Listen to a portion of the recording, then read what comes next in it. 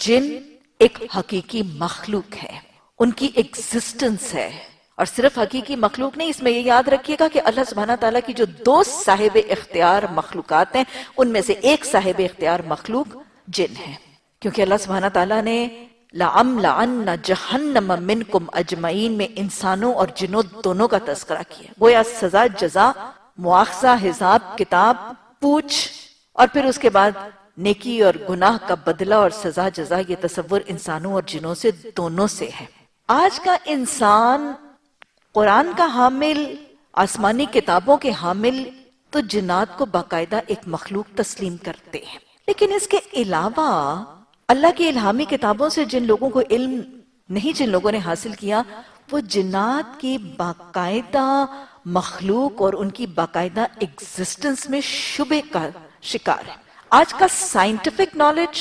جو باقاعدہ scientific knowledge ہے، سائنس جن کی حقیقت کے علم سے قاصر ہے، بلکہ آج کی سائنس اور ساری سائنٹیفک نالج جن کے اوپر اور جن کے موضوع اور جنات کے حوالے سے بالکل خاموش ہے۔ کوئی ڈیبیٹ، کوئی ڈسکشن، کوئی تھیوری، کوئی پوسٹولیٹ، کوئی لا، کچھ موجود نہیں ہے۔ لیٹسٹ سائنٹیفک ٹیکنالوجی کے اندر جن کا کوئی تصور نہیں، جن کا کوئی علم نہیں، جن کا کوئی تذکرہ نہیں، وہ مائکروبز، وائرسز، اینٹی باڈیز سب کچھ ڈیٹیکٹ ہو گئیں، لیکن جنات کا علم آج کے سائنسدان کے پاس نہیں، اور مخلوقات تلاش کرتے پھرتے ہیں۔ میں کل ہی دیکھ رہی تھی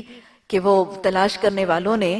سائنٹسٹ نے اور ناسا والوں نے، جو آسمان اور فلکیات میں سراغ رسانی کرتے پھرتے ہیں، انہوں نے تلاش کیا کہ ہمارے ہی جیسی ایک جو ہماری کہکشاں ہے، ہماری ہی گیلیکسی، ہماری ہی کہکشاں کے اندر ایک سورج کی طرح کا ایک ستارہ ہے، جس کے ارد گرد بہت سے سیارے جو ہیں وہ گردش کر رہے ہیں، یعنی بالکل جیسے ہمارا شمسی نظام ہے، ہمارا سولر سسٹم ہے، ہماری ہی گیلیکسی، ہماری ہی کہکشاں کے اندر ایک بالکل ایسا ایک اور شمسی نظام ہے، اور اس شمسی نظام میں انہوں نے دیکھا کہ اس سورج نما ستارے کے گرد بالکل ایک زمین جیسا سیارہ گردش کر رہا ہے، اس کی آب و ہوا، اس کے باقی حالات اور اس کا اپنے سورج سے فاصلہ بالکل اتنا ہے جتنا ہمارا اپنے سورج سے فاصلہ ہے، اور سائنسدان اب اس سراغ میں لگے ہیں اور اس تو اور کرید میں لگے ہیں کہ جب اس زمین کے اوپر، اس سیارے کے اوپر حالات بالکل زمین کے سے ہیں، تو ہو سکتا ہے اس کے اوپر بھی زندگی کے اثرات ہوں۔ ارے کہاں زندگی کے اثرات تلاش کریں، ابھی اپنی زمین کی مخلوق، اس کی حقیقت اور اس کا علم تو ان کے پاس موجود نہیں ہے۔ لیکن آج کے دور کا انسان ہی نہیں، آج سے پہلے کے دور کا انسان سائنسی طور پر تو جنات کو نہ جانتا ہے، نہ مانتا ہے، نہ پہچانتا ہے، نہ ان کی حقیقت سے آگاہ ہے، لیکن ہاں فکشن کے اندر جنات کا تذکرہ موجود ہے۔ تو ان فکشنز کے اندر جن، جنات، جننیاں، بھوت، پریت، آسیب اور گھوسٹ اور ان کا تذکرہ فکشن میں تو موجود ہے، لیکن ٹھوس سائنٹیفک علم کے اندر جن ڈزنٹ ایگزسٹ۔ لیکن قرآن نے کتنا ماڈرن ہے، کتنا لیٹسٹ ہے اور کتنا ایڈوانسڈ ہے دنیاوی علوم سے میرا اور آپ کا دین، اور ہمارے اور آپ کے دین اور اسلام کی اور قرآن کی تعلیمات، کہ آج سے کتنے 100 سال پہلے اللہ سبحانہ تعالیٰ ہمیں ایک باقاعدہ مخلوق کا تعارف اور اس کی حقیقت اور اس کی صفات سے آگہی دے رہے ہیں۔ جن باقاعدہ ایک مخلوق ہے، ان کا ہونا برحق ہے۔ اللہ سبحانہ تعالیٰ نے قرآن میں ایک جگہ نہیں، ایک سے زیادہ مقامات پر انسانوں سے پہلے جنوں کی تخلیق کا تذکرہ فرمایا ہے۔ سورہ حجر کی آیت نمبر 27 میں واضح طور پر یہ صراحت سے بیان کیا گیا ہے کہ انسان سے پہلے جن کو تخلیق کیا جا چکا تھا۔ 7 مقامات میں قرآن پہ حضرت آدم علیہ السلام کا واقعہ اور ان میں انسانوں سے پہلے جنوں کی تخلیق کا تذکرہ موجود ہے۔ اسی طرح اگر ہم دیکھیں تو سورہ کہف کی آیت نمبر 50 میں بھی اللہ سبحانہ تعالیٰ نے یہ تذکرہ کیا ہے ابلیس کے بارے میں، فَقَانَ مِنَ الْجِنِّ فَفَسَقَ عَنْ أَمْرِ رَبِّ، کہ ابلیس جنوں میں سے تھا، اور گویا ابلیس حضرت آدم علیہ السلام سے پہلے تھا۔ تو ان تمام حوالہ جات، قرآن کے ان حوالہ جات سے واضح طور پر پتہ چلتا ہے کہ اللہ نے انسانوں سے پہلے جنوں کو تخلیق کیا۔ اور وہ جو قرآن کی آیت اللہ فرماتے ہیں وَمَا خَلَقْتُ الْجِنَّ وَالْإِنسَ إِلَّا لِيَعْبُدُونَ، بذات خود یہ آیت اس چیز کی دلیل کرتی ہے اور پیش کرتی ہے کہ اللہ فرما رہے ہیں میں نے پہلے جنوں کو اور پھر انسانوں کو، آرڈر آف تخلیق بتا رہے ہیں۔ وَمَا خَلَقْتُ الْجِنَّ وَالْإِنسَ، وَمَا خَلَقْتُ الْإِنسَ وَالْجِنَّ نہیں ہے، پہلے جنوں کی تخلیق اور پھر انسانوں کی تخلیق کا تذکرہ آ رہا ہے۔ اللہ سبحانہ تعالیٰ نے ہمیں قرآن میں ایک جگہ نہیں ایک سے زیادہ مقامات پر یہ بھی بتایا کہ انسان سے پہلے زمین پر جنات آباد تھے، اور زمین پر جو جنات آباد تھے وہ زمین پر کیا کرتے تھے؟ فتنہ، فساد، قتل، رہزنی اور ایک دوسرے کو خون بہانا۔ جب اللہ سبحانہ تعالیٰ نے فرمایا تھا انی جاعل فی الارض خلیفہ، تو فرشتوں نے کیا کہا تھا؟ اتجعل فیہا من یفسد فیہا ویسفک الدماء ونحن نسبح بحمدک ونقدس لک، کہ اللہ سبحانہ تعالیٰ تو زمین میں اب ایک اور ایسی مخلوق بنائے گا کہ جو زمین میں جائے گی، خوریزی کرے گی اور وہ خون بہائے گی وہاں پہ۔ تو گویا زمین پر انسانوں سے پہلے جنوں کو بھیجا جا چکا تھا، تخلیق بھی پہلے ہے، زمین میں آباد کاری بھی انسانوں سے پہلے ہے۔ اور جب وہ زمین پر آباد تھے تو وہ یہاں پہ کیا کرتے تھے؟ شر کا عنصر ان کے اندر موجود تھا، اور اس کی وجہ سے وہ خون بہاتے تھے اور خون ریزیاں کرتے تھے اور آپس میں لڑائی اور جدال کا معاملہ اختیار کرتے تھے۔ ان کے وہاں ہونے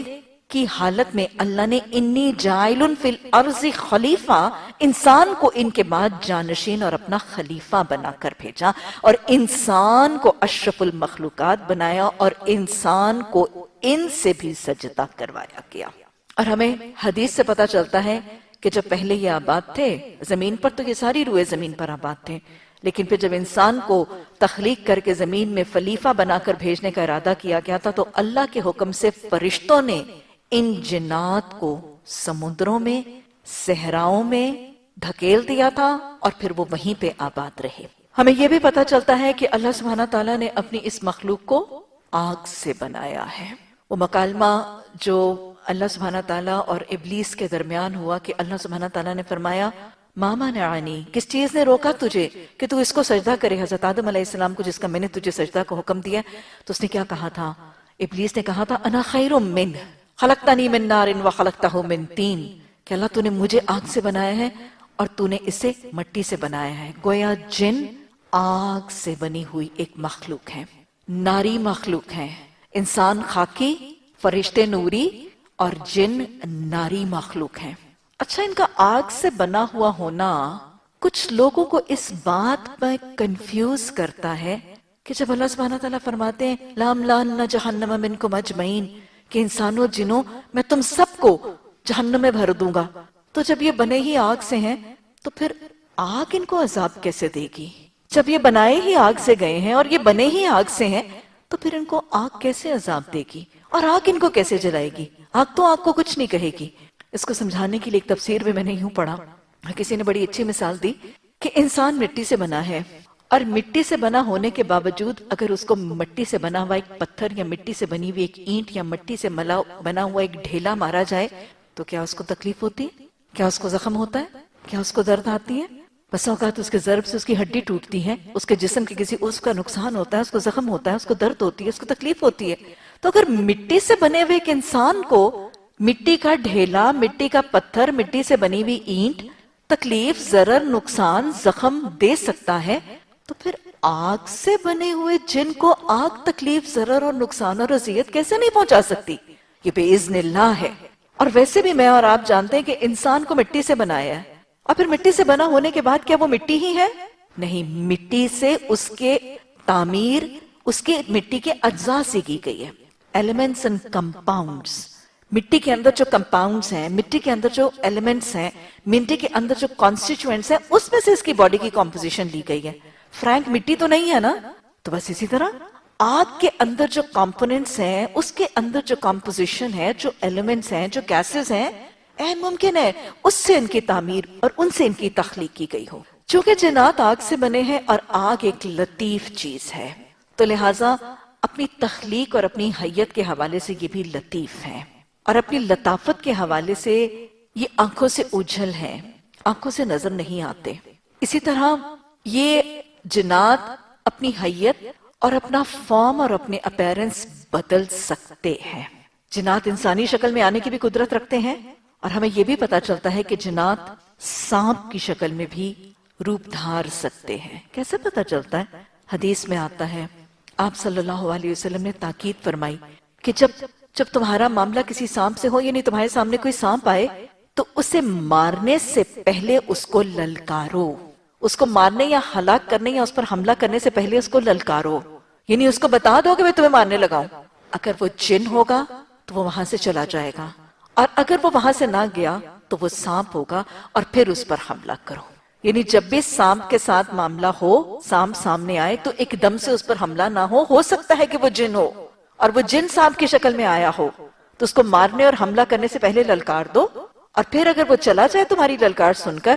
یعنی یہ ارادہ سن کے تم اس کو مارنے کا ارادہ رکھتے ہو کہ وہ چلا جائے، اگر وہ جن ہے تو بس ٹھیک ہے، پھر وہ چلا جائے گا، لیکن اگر وہ وہاں رہے تو پھر وہ جن نہیں ہے، پھر وہ سانپ ہے، پھر اس پر حملہ کرو۔ تو گویا یہ اپنی شکل کو بدل سکتے ہیں، اور اپنی شکل کو بدل کے سانپوں وغیرہ کی شکل میں انسانوں کے سامنے آ سکتے ہیں، لیکن ان کو بھی بغیر للکارے بے جا اگر وہ نقصان اور ضرر نہ دے تو ان پر حملہ کرنا آپ صلی اللہ علیہ وسلم نے اسی لیے اس کو منع کیا۔ اسی طرح ہمیں یہ بھی پتہ چلتا ہے کہ اللہ سبحانہ تعالیٰ نے ان کو جسمانی طور پر کچھ خاص صلاحیتیں دی ہیں، بہت سا وزن اٹھانا یا بہت لمبے لمبے فاصلے تھوڑی سی مدت اور تھوڑے سے دورانیے میں طے کر لینا، یہ ان کے لیے بڑا آسان اور سہل ہے۔ انسانوں کے لیے وہ لمبے لمبے فاصلے طے کرنے کے لیے ان کو سواریاں ضروری ہیں، اور وہ بھاری بھرکم وزن اٹھانا بھی انسان کی طاقت اور قدرت نہیں ہے، لیکن جنات کو اللہ سبحانہ تعالیٰ نے یہ طاقت اور استطاعت دی ہے کہ وہ بھاری بھرکم وزن بھی اٹھا سکتے ہیں اور لمبے چوڑے فاصلوں کو پلک جھپکتے میں، چشم زدن میں وہ طے کر سکتے ہیں۔ وہ حضرت سلیمان علیہ السلام کے جنات کا تذکرہ یاد ہے، عفریت من الجنی، تو اس نے بھی یہ معاملہ کیا، اور اکثر روایات میں آتا ہے کہ وہ جو ملکہ سبا کا وہ تخت اٹھا کے حضرت سلیمان علیہ السلام کے سامنے حاضر کرنے والا بندہ، غلام جو حضرت سلیمان علیہ السلام کے تھے، وہ کیا تھے؟ وہ جنوں ہی میں سے تھے۔ اور یہ پلک جھپکتے میں بہت لمبے فاصلے طے کرنا، اس کی وجہ سے یہ اپنے عاملوں کو بھی دور دراز کی خبریں لا کے ڈالتے ہیں، اور پھر اسی کی وجہ سے وہ عالم بالا کی خبریں اچکنے کے لیے بھی آسمان پر حاضر رہتے ہیں۔ اللہ سبحانہ تعالیٰ کی یہ مخلوق، اللہ نے ان کو تخلیق کیوں کیا؟ مقصد تخلیق انسانوں ہی کا سا ہے، وَمَا خَلَقْتُ الْجِنَّ وَالْإِنسَ إِلَّا لِيَعْبُدُونَ، ان کو اللہ کی بندگی کے لیے، اطاعت کے لیے، فرما برداری کے لیے اور عبادت کے لیے تخلیق کیا گیا تھا۔ گویا ان کا بھی ویسا ہی امتحان، ابتلا اور آزمائش ہے، ان کو بھی ویسے ہی پرکھا جائے گا اور پرکھا جا رہا ہے جیسے انسانوں کے ساتھ معاملہ ہے۔ صاحب اختیار مخلوق ہے، ان کے اندر نیک جن بھی ہیں اور بد جن بھی ہیں، کافر بھی ہیں اور صاحب ایمان بھی ہیں، مسلم بھی ہیں اور مشرک بھی ہیں، جنہوں نے ہدایت کے لیے انسانوں کے نبیوں سے رجوع کیا۔ ایک سے زیادہ متعدد مقامات پر اس کی نشاندہی ہوتی۔ آج سورہ جن میں بھی ہم پڑھیں گے، ہمیں پتہ چلے گا کہ جنوں میں سے کچھ عیسائی بھی تھے، کچھ یہودی بھی تھے، یعنی حضرت عیسیٰ علیہ السلام سے بھی انہوں نے دین لیا، اور اسی طرح حضرت موسیٰ علیہ السلام اور الہامی اور آسمانی کتابوں سے بھی انہوں نے ہدایت پائی۔ اور پھر صرف یہی نہیں، نبی آخر الزمان محمد صلی اللہ علیہ وسلم کے پاس بھی جنوں کے آنے کا تذکرہ قرآن میں ایک سے زیادہ مقامات پر موجود ہے، اور حدیث میں بھی واقعات موجود ہیں۔ مثلا اگر آپ دیکھیں، سورہ جن میں بھی اس کا تذکرہ آ رہا ہے، سورہ احقاف میں بھی اس کا تذکرہ آیا، اور سورہ رحمان میں نبی صلی اللہ علیہ وسلم، حضرت عبداللہ بن مسعود رضی اللہ تعالیٰ عنہ کی روایت سے حدیث آتی ہے کہ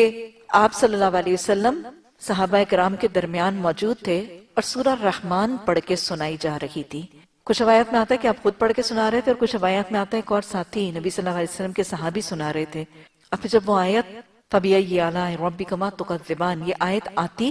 اور نبی صلی اللہ علیہ وسلم نے دیکھا کہ صحابہ کرام خاموش ہیں، تو آپ صلی اللہ علیہ وسلم نے ان سے پوچھا کہ کیا بات ہے، میں تم سے وہ جواب نہیں سنتا جو میں نے جنوں سے سنا تھا۔ اور پھر صحابہ کرام نے پوچھا کہ آپ نے جنوں سے کیا جواب سنا تھا؟ اس بات کی تصدیق ہوتی ہے کہ جن نبی صلی اللہ علیہ وسلم کے پاس آتے تھے، قرآن کی تلاوت سنتے، آپ نے ان کو قرآن کی تلاوت سنائی، آپ نے ان کو سورہ رحمان کی تلاوت سنائی، اور سننے کے بعد انہوں نے اندھے بہرے ہو کر نہیں گرے، انہوں نے سمجھا، انہوں نے سنا اور انہوں نے جواب دیا۔ آپ نے فرمایا کہ جب میں ان کو پڑھ کے سنا رہا تھا، پس تم اپنے رب کی کون کون سی آیات کو جھٹلاؤ گے؟ تو وہ کیا جواب دیتے تھے کہ اللہ سبحانہ تعالیٰ ہم آپ کی کسی نعمت کو نہیں جھٹلائیں گے۔ اس سے یہ بھی پتہ چلتا ہے کہ جن انسانوں کی بولی کو سنتے بھی ہیں، سمجھتے بھی ہیں۔ ہمیں یہ پتہ چلتا ہے کہ جنات جس علاقے میں رہتے ہیں، جن باشندوں اور جن اقوام کے درمیان رہتے ہیں، انہی کی بولی سنتے اور سمجھتے ہیں، پرائی بولیاں سمجھنے سے قاصر رہتے ہیں۔ یعنی جس علاقے کے لوگ ہیں، عرف عام میں جو بولی وہاں ہوتی ہے وہ سمجھتے ہیں، وہ سنتے ہیں، اور اس زبان میں بولتے بھی ہیں۔ اچھا، اس کے علاوہ بھی نبی صلی اللہ علیہ وسلم کے سامنے سورہ جن، سورہ احقاف اور سورہ رحمان کے حوالہ جات کے علاوہ بھی رسول اللہ صلی اللہ علیہ وسلم کے پاس حدیث کے واقعات میں جنات کا آنا جو ہے وہ مذکور ہے۔ حضرت عبداللہ بن مسعود رضی اللہ تعالیٰ عنہ، حضرت عبداللہ بن عباس رضی اللہ تعالیٰ عنہ، ان کے حوالے سے ہمیں پتہ چلتا ہے، یہ واقعہ سناتے ہیں کہ ایک دن اللہ کے رسول صلی اللہ علیہ وسلم نے ہمیں پوچھا کہ تم میں سے کون ہے جو میرے ساتھ آج جنوں کی ملاقات پہ ساتھ چلے۔ آپ دیکھیں کہ آپ صلی اللہ علیہ وسلم صحابہ اکرام کو جب جہاں جس جگہ تشریف لے جانے کی دعوت دیتے تھے، وہ ہر جگہ آپ کے ساتھ چلنے پہ تیار ہوتے تھے۔ ہم اپنے آپ کو تو اس جگہ پہ رکھ کے دیکھیں، جنوں کی ملاقات، اور صحابہ اکرام آپ صلی اللہ علیہ وسلم کے ساتھ جنوں کی ملاقات کے موقع پہ بھی جانے کو تیار ہیں۔ تو لہٰذا صحابہ اکرام رسول اللہ صلی اللہ علیہ وسلم کے ساتھ جنوں کی ملاقات پہ بھی جانے کو تیار ہیں۔ اور پھر صحابہ کہتے ہیں کہ ہم نبی صلی اللہ علیہ وسلم کے ساتھ تشریف لے گئے، ہم ساتھ ان کے گئے، اور نبی صلی اللہ علیہ وسلم نے ہمیں ایک جگہ پر کھڑے ہونے کو کہا اور کہا کہ تم لوگ یہیں رکے رہو، اور ہم لوگ وہیں رکے رہے۔ آپ صلی اللہ علیہ وسلم تنہا آگے گئے، آپ کچھ تھوڑی دور آگے چل کر گئے ہی تھے کہ صحابہ کہتے ہیں کہ ہم نے دیکھا کہ کچھ بڑے بڑے سروں والے لوگ جنہوں نے اپنے سروں پر پگڑیاں پہن رکھی تھیں، اور ایک خاص قوم کے ساتھ مشابہت کا بھی ذکر کیا کہ وہ فلاں قوم کے لوگوں کے ساتھ مشابہت رکھتے تھے۔ وہ لوگ آئے، انہوں نے نبی صلی اللہ علیہ وسلم کو گھیر لیا، یعنی نبی صلی اللہ علیہ وسلم درمیان میں تھے اور وہ نبی صلی اللہ علیہ وسلم کے ارد گرد تھے، اور پھر وہ آپ صلی اللہ علیہ وسلم سے کچھ پوچھ رہے تھے اور آپ صلی اللہ علیہ وسلم ان کو کچھ سنا رہے تھے۔ یہ دو موقع پر یہ تذکرہ آتا ہے، اور ایک موقع پر راوی کہتے ہیں کہ آپ صلی اللہ علیہ وسلم نے واپس آ کر ہمیں یہ بتایا کہ جن میرے پاس آئے تھے اور میں نے ان کو قرآن سکھایا، یعنی قرآن کی تعلیم، قرآن کی تلاوت، یا ان کے کچھ دین اور شرعی معاملات پر ان کو سوال اور جواب کی نشست تھی۔ اور دوسرے موقع پر آتا ہے کہ رسول اللہ صلی اللہ علیہ وسلم، راوی کہتے ہیں کہ آپ صلی اللہ علیہ وسلم نے ہمیں آ کر بتایا کہ جن میرے پاس اپنے کسی تنازع، کسی جھگڑے کا فیصلہ کروانے کے لیے آئے تھے، اور میں نے ان کے اس تنازع اور ان کے جھگڑے کا فیصلہ کیا۔ تو اب یہ دیکھیں، وَمَا أَرْسَلْنَاكَ إِلَّا رَحْمَةٌ لِّلْعَالَمِينَ، آپ تمام جہانوں کے لیے رحمت ہیں، انسانوں، جنوں، تمام کے لیے پیغام لے کر آئے۔ تو جنوں کا انسانوں کے نبیوں کے پاس آ کر دین سیکھنا، اسلام سیکھنا اور الہامی کتابوں سے علم حاصل کرنے کا حوالہ موجود ہے۔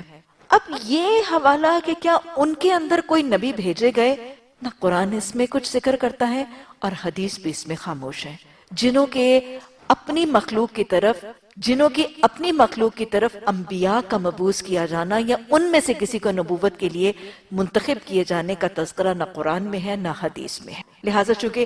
حدیث اور قرآن اس معاملے میں خاموش ہے، ہمیں اس کی قریت اور ٹو میں جانے کی ضرورت نہیں ہے۔ بہرکیف یہ یاد رکھیے گا کہ انسان جنوں سے افضل مخلوق ہے۔ سورہ بقرہ کی آیت نمبر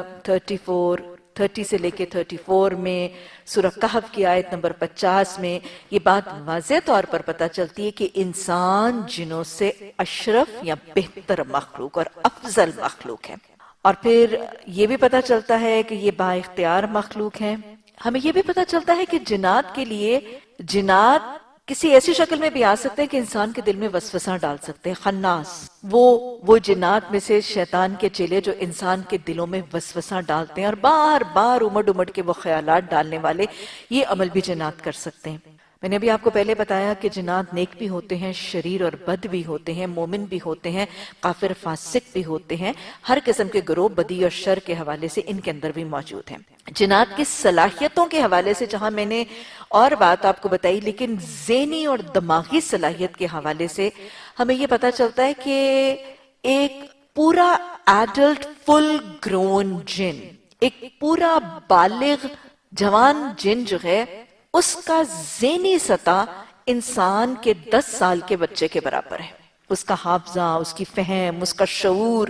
اس کا علم اور علمی احاطہ جو ہے وہ انسان کے 10 سال کے بچے کے برابر، ان کا ایک ایڈلٹ جن جو ہے اس کی مینٹل کیپیسٹیز اور کیپیبلٹیز وہاں تک ہیں۔ تو ذہنی سطح میں وہ انسان سے بہت کم ہے۔ انسان اپنی اس علمی برتری اور اپنی فضیلت کی بنیاد پر جنوں کو قبضے میں کر سکتے ہیں، لیکن یہ حقیقت یاد رکھیے گا کہ انسانوں کے قبضے میں جنوں کا ہونا یہ صرف شریر گناہگار جن ہی انسانوں کے قبضے میں آتے ہیں، نیک مسلمان اور مومن جن انسانوں کے قبضے میں نہیں آتے۔ हज़रत सुलेमान अलैहिस्सलाम के कब्जे में जिन्नात का होना बिइज़्निल्लाह था। अल्लाह के हुक्म से उनको हज़रत सुलेमान अलैहिस्सलाम के ताबे ज़ेर फरमान किया गया था, मातहत रखा गया था, और हज़रत सुलेमान अलैहिस्सलाम ने अपनी हयात में उनसे सारे मुस्बित, तामीरी और पॉजिटिव, प्रोडक्टिव दीन की अशात, सरबुलंदी, खिदमत, तबलीग, हिफाजत के और दीन के रोब और हैबत क्रिएट करने के मामलात जो हैं वो जिन्नात से करवाए गए। शरीयत के हदूद से तजावुज का कोई काम हज़रत सुलेमान अलैहिस्सलाम की खिदमत में मामूर जिन्नात से नहीं लिया गया था। ये बिइज़्निल्लाह हज़रत सुलेमान अलैहिस्सलाम के कब्जे में जिन्नात दिए गए थे। ये बहुत ज्यादा। लेकिन इसके अलावा जिन्नात को, इंसानों का जिन्नात को अपने कब्जे में करना ये कुफ्र है, क्योंकि अल्लाह सुब्हानहू तआला ने सूरह बकरा में फरमाया वमा कफर सुलेमान वलकिन्न शयातीन कफरू युअल्लिमून अन्नास सिहर, कि अगर बनी इसराइल में लोग जिन्नात को काबू करना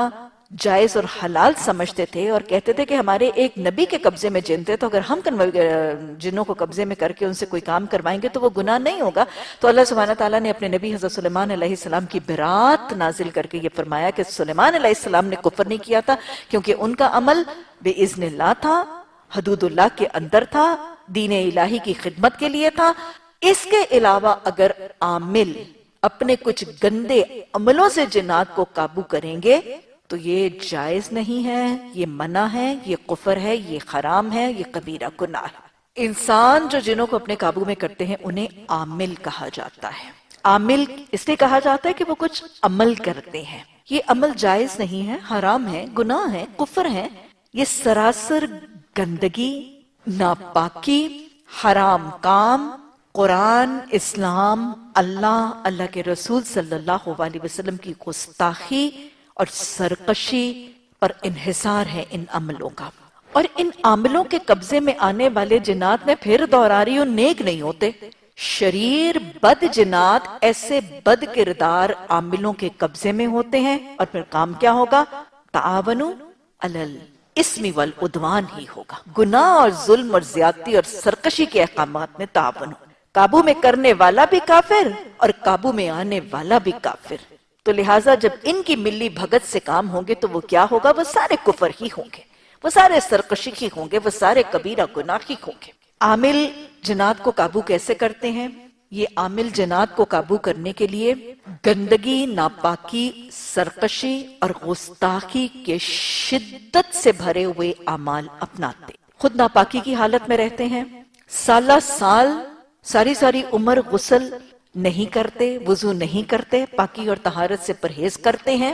और सिर्फ ये नहीं कि नापाकी की हालत में रहते हैं, अपने जिस्म के ऊपर भी गलाजत और नापाकियां मलते हैं, गलाजत पर गलाजत का इजाफा करते हैं। सरकशी के हवाले से सारे के सारे काम कुरान और दीन के अहकामात की खिलाफ वर्जी के। ये किसी गैर आबाद सहराओं में, बियाबानों में, कब्रिस्तानों में निकल जाते हैं, अपने गिर्द एक घेरा सा दायरा और जायचा सा बना लेते हैं और वहां पर सारे नापाकी और गंदगी के और गुस्ताखी के अमल करते हैं। नाउज़ बिल्लाह सुम्मा नाउज़ बिल्लाह मिन ज़ालिक। कुरान की गुस्ताखी करना,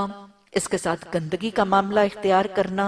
नाउज़ बिल्लाह इसको अपने पाँव में रोंदना, इसकी आयात को नाउज़ बिल्लाह उलट पुलट करके पढ़ना, आयात को गंदगी पर लिखना नाउज़ बिल्लाह, आयात को गंदगी के साथ लिखना नाउज़ बिल्लाह मिन ज़ालिक। इस किस्म की गलीज, इस किस्म के गंदे मकरूह कबीरा अमल वो दोहराते रहते हैं। और हमें पता चलता है कि जब आमिल ये चिल्ले काटते हैं उन गैर आबाद बियाबान इलाकों में, तो जिन्नात उनके गिर्द मंडलाते रहते हैं, उनको डराते रहते हैं। ये काफिर जिन्नात इनको डराते, इनको खौफजदा करते, इनको धमकाते रहते हैं। अगर वो आमिल इनसे खौफजदा हो जाए तो फिर जिन्नात उस पर गालिब आ जाते हैं, उनको मारते हैं, पीटते हैं, सताते हैं, टांगे बाजू तोड़ते हैं और बस औकात उन आमिलों को कत्ल और हलाक भी कर देते हैं। लेकिन अगर कोई आमिल इन धमकाने वाले और खौफजदा करने वाले जिन्नात से ना डरे और अपने चिल्ले को तकमील तक पहुंचा ले, अपने अमल को तकमील तक पहुंचाने में कामयाब हो जाए इनसे बेखौफ होकर,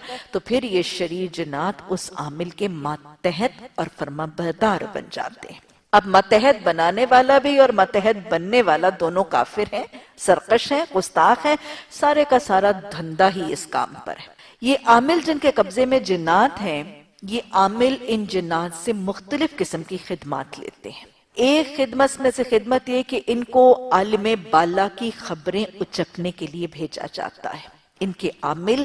ان کو مستقبل کے حالات جو پیچھے بھی ہم پڑھ چکے ہیں، آج کی آیات میں بھی ہم پڑھیں گے، مستقبل کے حالات، اللہ کے تقدیر کے فیصلے جو اللہ سبحانہ تعالیٰ فرشتوں کو دیتے ہیں، وہ خبریں عالم بالا کی لینے کے لیے، اچکنے کے لیے بھیجتے ہیں. ان میں سے کچھ یہ خبریں لے کر کامیابی سے جب آ جاتے ہیں تو اللہ کے رسول صلی اللہ علیہ وسلم نے فرمایا یہ عالم بالا کی خبریں پھر یہ جن اپنے کاہنوں پر ڈالتے ہیں، اپنے عاملوں پر ڈالتے ہیں، اور یہ عامل ان میں کچھ جھوٹ سچ ملا کے اپنی کمائی اور اپنی روزی کا دھندے کا ذریعہ بناتے ہیں. پھر یہ عامل ان جنات کے ذریعے اپنے پاس آنے والے لوگوں کے گھروں کے حالات، ان کے گھروں کی مخبری. آج آپ دیکھیں تو عاملوں کے پاس جب لوگ جاتے ہیں، اور بھولے بھالے لوگ جاتے ہیں، ہاں شرک کا ارتکاب کرنے والے ہی جاتے ہیں، کفر کا ارتکاب کرنے والے ہی جاتے ہیں، تو